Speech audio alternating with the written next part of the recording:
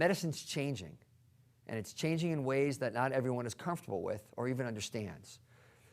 There are some things that maybe shouldn't change, and the model of the old-fashioned doctor that knew you and your family and knew what your house looked like, knew your grandmother, knew your kids, well, maybe that's the model we're going to come back to. Maybe that was the best way to deliver care.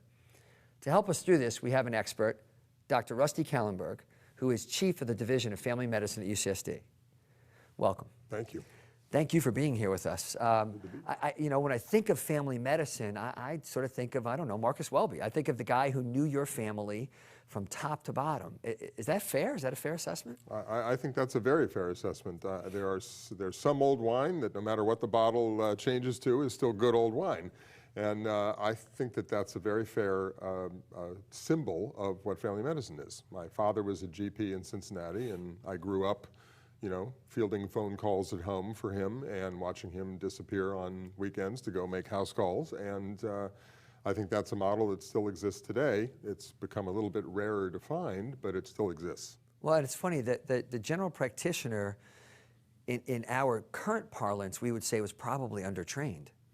I think as medicine advanced, I think there's no question about that. I mean, he was a GP, and he was always interested in taking more courses and things like that, but there's no question that as we got into the end of the 60s and the beginning of the 70s, we realized that medicine had advanced a lot since World War II, developed a million specialties, lots of new knowledge, and the GP now needed to be more trained. And so in '69, we developed the Board of Family Medicine and 3-year training programs.